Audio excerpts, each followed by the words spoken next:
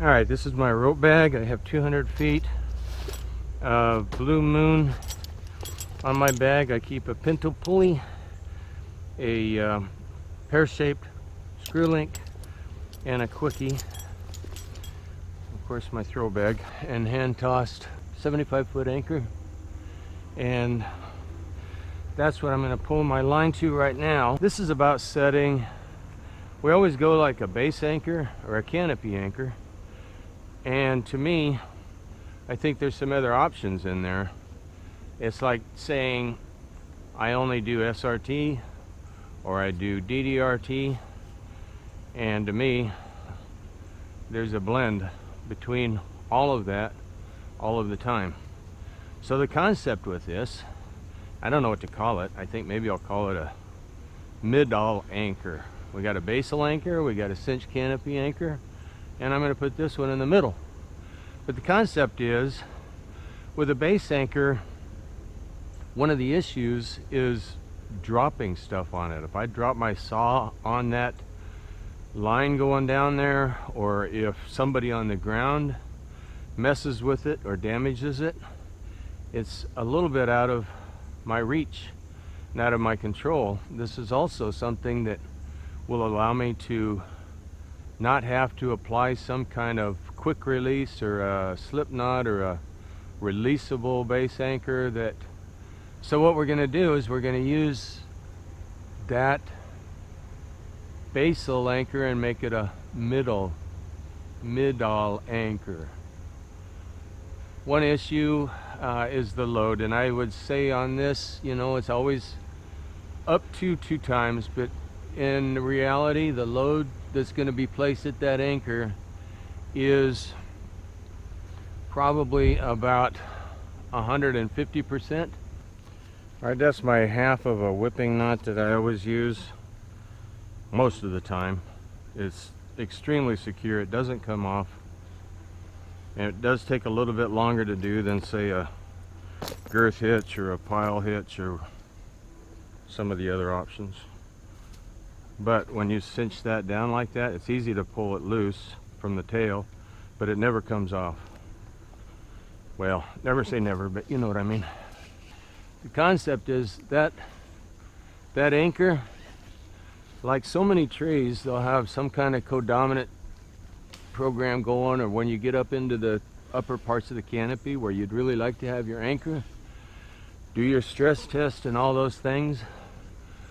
But sometimes having the line, the back side of that line, go on the back side of that anchor and down the tree puts a force vector more in line directly down and parallel to the limb structure. All right, so there's the tail of my climbing rope. All right, so there's the tree. And going up into the tree, you can see that anchor that I've got goes on one of the stems as the tree branches out. It's a high anchor, and it goes out on one of those stems. If I were to put a cinched anchor on that, I would be susceptible to a catastrophic fall if that anchor were to let go. Plus, it pulls more outwardly on that branch, on that limb. By running of my climbing line on the other side of the back side of that tree, it allows me to offset some of that vector force that's pulling the limb away from the tree. Let me see if I can zoom in.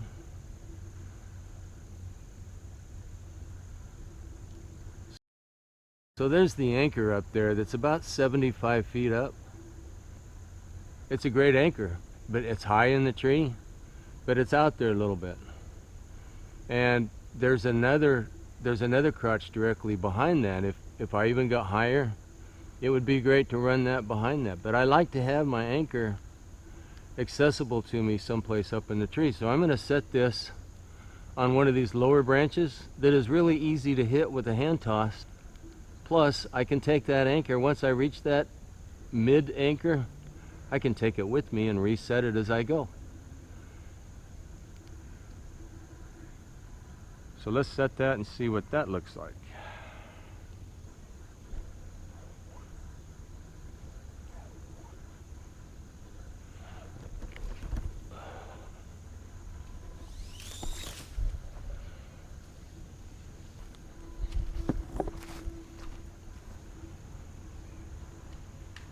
Of course, these white oaks will always challenge you a little bit when it comes to that bark.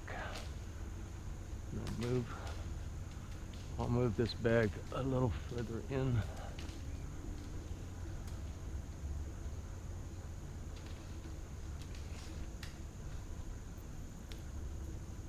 Okay, so there is the branch I'd like to set a canopy, well, a mid-all anchor on.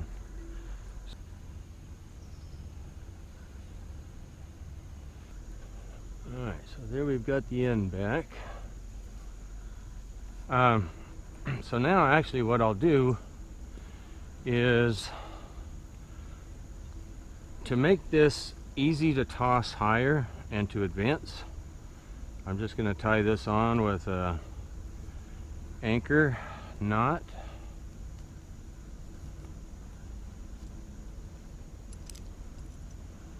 There goes my screw link, and there goes the other side of my climbing line. Now obviously you don't do this if you have any questions as to whether you're going to go up the tree that day, but this is meant to be easily removed. I'm going to put my glove on to tighten that. Alright, so the quick link is tightened. I've tied, dressed, and set an anchor knot. I'm going to back that up with a double overhand knot over the working side. So that is ready to go up. And now cinch on my line up there. So I'll pull that back up. And like I said, you send that up, you're committed. This is my climbing end right here. So the rest of that loop goes up, and it's going to cinch midway up. And now I can climb on this anchor right there. So it goes up and it cinches on that branch. Now let's take our camera again here. Alright, so there's my climbing side. It goes up.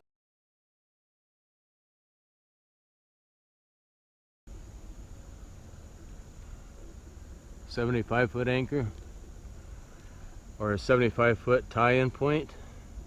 Then it comes back down on the back side of that limb, forms a bit of a triangle. If you can see that, it forms a bit of a triangle and helps support and put the forces directly down that branch. And there's my mid-all tie-in point.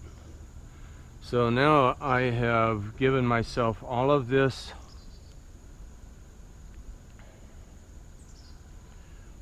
climbing line to work with, and I can go up to that middle anchor, lanyard in, and easily advance it up the tree until I get up to a point where I want to reset an anchor, maybe higher or a different part.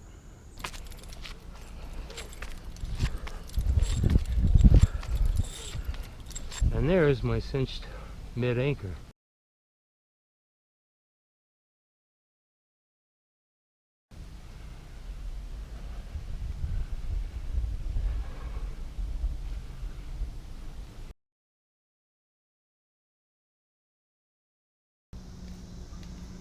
I think we'll go there. So we'll take our anchor.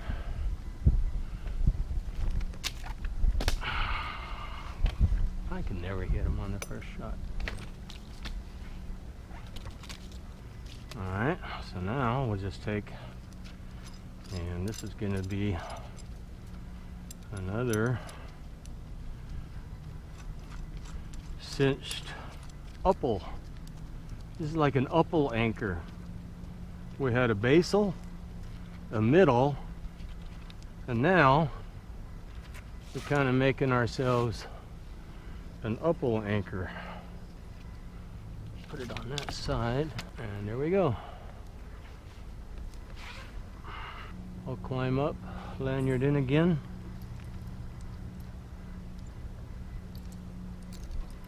And repeat.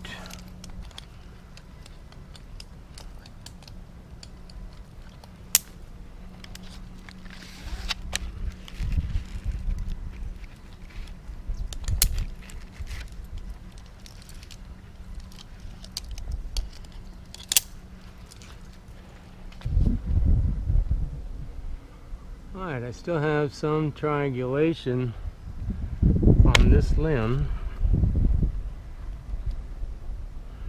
But what we're going to do is we're going to take it up and anchor it on the other side completely as we move forward.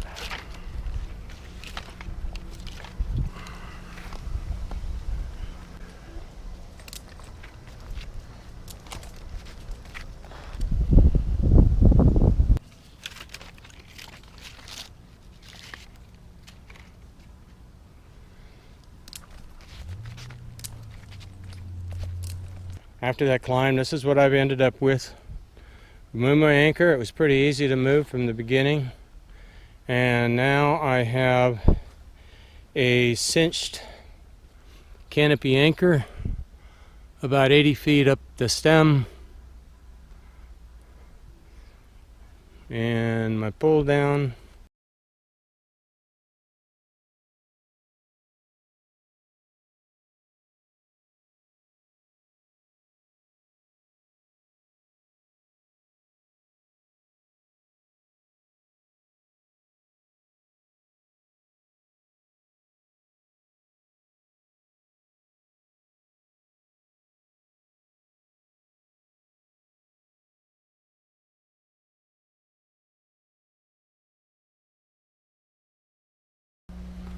Alright, just for fun, I'll show you my new hump and a tending point that I'm going to try. So I'm tending it from this side. You know, I climb on a swivel, and so I'm going to turn it around for my ascent, and I'm going to have the back side to me. Now, of course, when I get to the top of my ascent, I'll turn it around on my swivel and have it so that you can reach the bird better. But the tending point here is on the back side. Now notice, everything that you tend on this side tends to want to push the bird into the climbing line. When you pull from this side, it wants to rock the bird open, just like that. Right now I'm just using wire that goes and it bolts into where this pulley is. If this is successful, I'll probably take and get a larger sheave there, or a larger axle, and put the wire through there. But also notice the wire cannot come anywhere close to the bird, affecting the engagement of the bird. It also lays flat against the side of the spine there. And so far, it does pretty well. This is my new hump. And so that's the new hump I made on my milling machine. Notice the cupping and the curvature to help increase the friction, because there's more rope contact, and it's consistent rope contact going through that groove. and the hump helps increase the friction.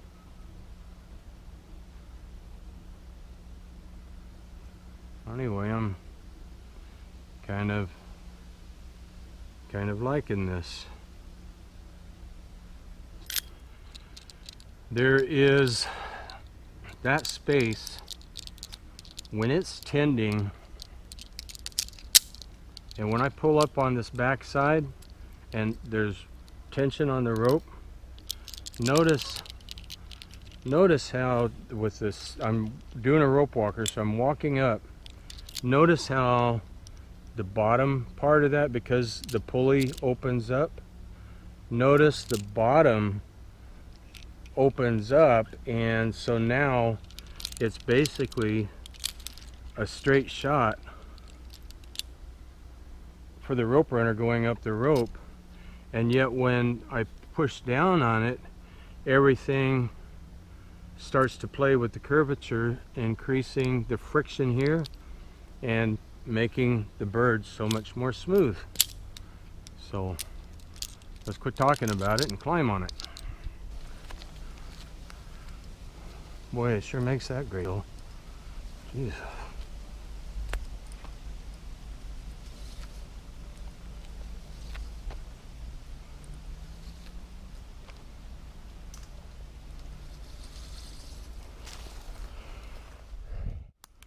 Back to the inside.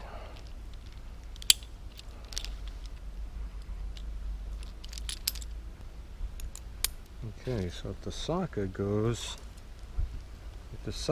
on that outside hole, that should help keep it straight.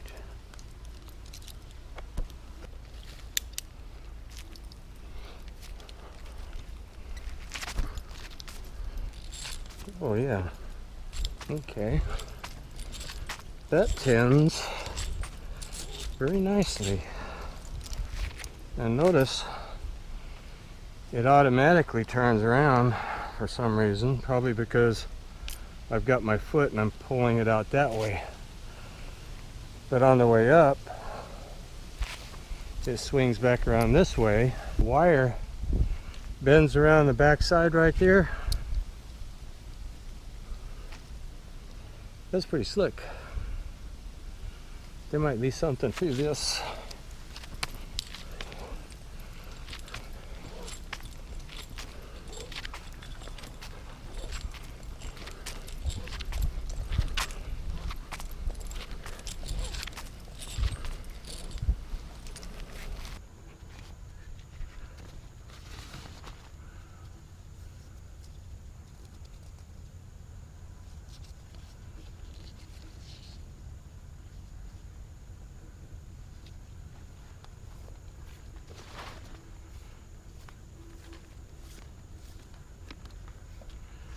Get out of there, little stick.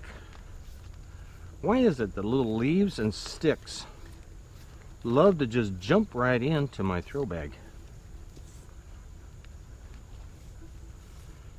Throw cube, throw oval.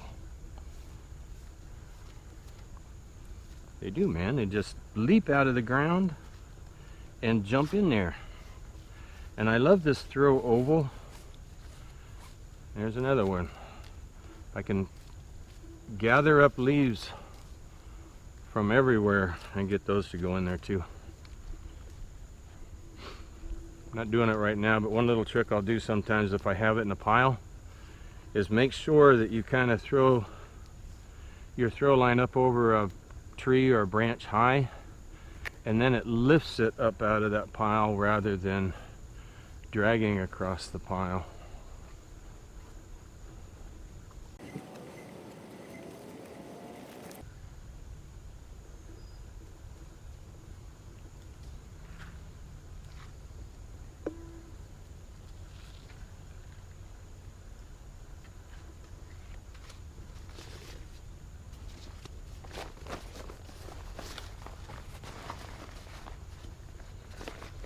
Throws up so easy, and then I have the heavy bag, a magnet, and a couple extra lengths of throw line in there.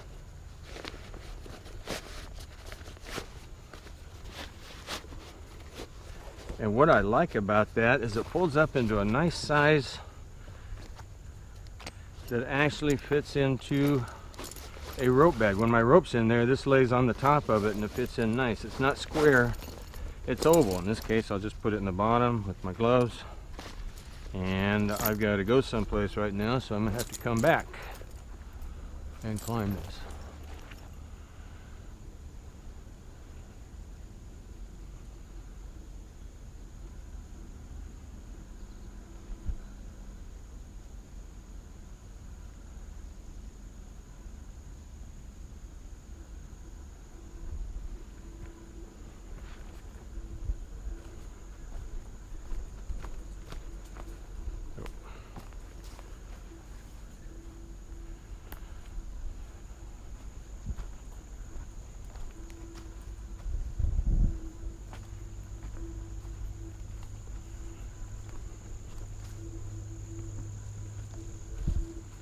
Alright, what I do with my spider stick, there it is.